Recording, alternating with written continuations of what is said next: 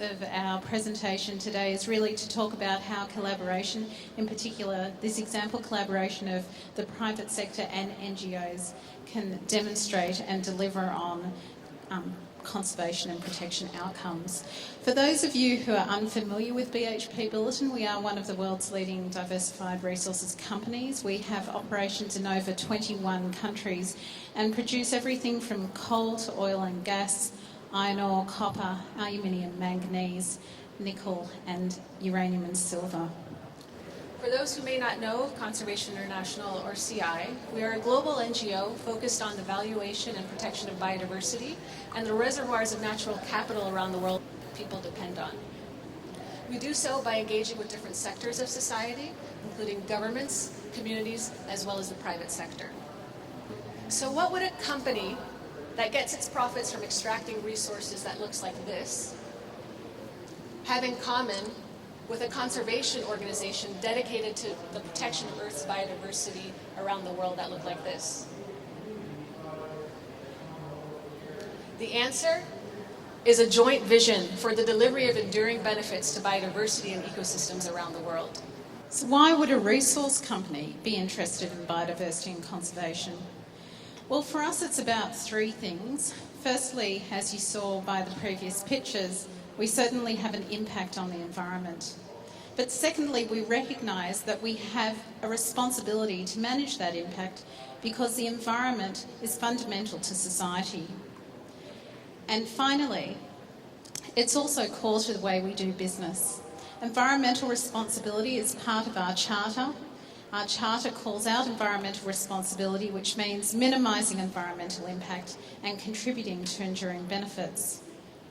As a result, in 2010, we embarked on a journey to find an organisation who could help us deliver on this commitment. We were looking for an organisation that was experienced in conservation, particularly long-term financing, but also was proficient in contributing to improvements in approaches to managing land and biodiversity. As a result of this process, we identified Conservation International, and that was predominantly on the basis of their ability to facilitate conservation across a range of locations, and in particular their experience around long-term financing for conservation. As a result, we established the BHP-Billiton Conservation International Alliance with two goals in mind. Firstly, improving BHP-Billiton's approach to land and biodiversity management, and secondly, contributing to our public target, which requires us to identify areas of high conservation value of national and international significance and contribute to the establishment and long-term financing of those areas. So through the partnership, we've been able to really develop a robust and systematic framework for how to design and implement conservation projects. Our approach is to first select projects based on their conservation significance, and then establish a long-term financing mechanism to ensure that targets are sustained in the long term.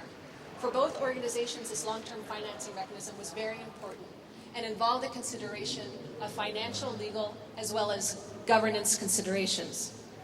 For financial considerations, we assessed what the appropriate financing structure is to ensure that there are reliable funds to cover recurring costs, like an endowment, for example. With respect to legal issues, it's about understanding what the local land tenure issues are in a particular location and determining what the most appropriate scheme is, whether that is developing or establishing a private reserve versus a national park. With respect to governance, it's about understanding who has management authority in that given area, which organizations are actually implementing the conservation activities, and then assessing whether or not those organizations actually have the institutional capacity to deliver on those responsibilities. In addition to the portfolio conservation projects through the Alliance, CI has also been able to provide feedback to BHP-Billiton to inform their corporate environmental requirements, particularly in the areas of compensatory actions, as well as the definition of the area of influence that takes into account not only direct impacts, but also indirect and cumulative impacts as well. So what have been the lessons learned and the outcomes achieved? Well, firstly for BHP-Billiton, it's really highlighted the critical value that leadership commitment has to a partnership like this. Commitment at the highest levels of our organisation.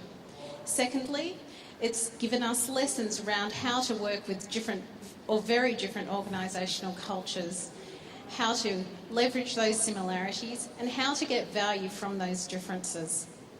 The fact that there was a willingness to enter into this type of partnership, despite the potential reputational risks that are associated with it. Another lesson learned for us is that this work takes time. It takes time to build trust. It takes time to really understand and appreciate each individual organization's cultures and expertise. BHP-Billiton, for example, has a quite rigorous process that they apply to risk management.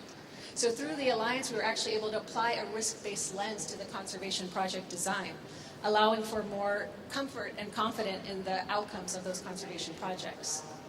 What have been the outcomes achieved? Well, you heard Mahlette talk about how one of the elements of the Conservation Alliance is around contributing to BHP-Billiton's approach to land management and biodiversity management.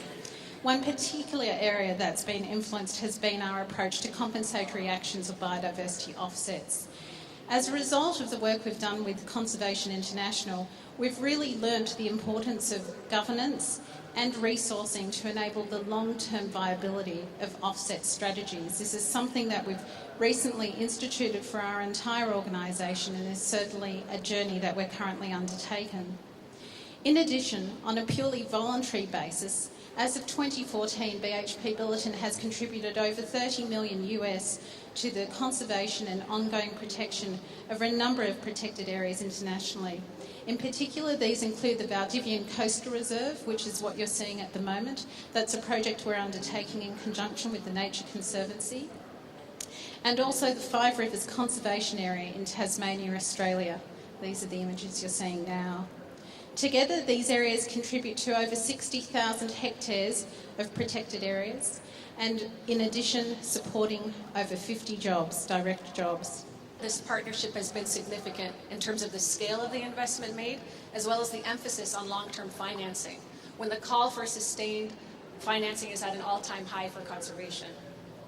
In addition, it's been significant in terms of the depth of the impact we've been able to have with this company, in terms of actually informing corporate practices and then informing corporate requirements, and the associated practices of their global operations on the ground, which is important not only for this one company, but also because of the leadership model that it poses for others in the sector as well. This is certainly a journey that we're still undertaking. We've made great strides in terms of our internal management requirements. We have additional conservation projects that we're investigating, but most importantly, what it demonstrates is how, through a collaborative effort, we can really make a difference for biodiversity for future generations.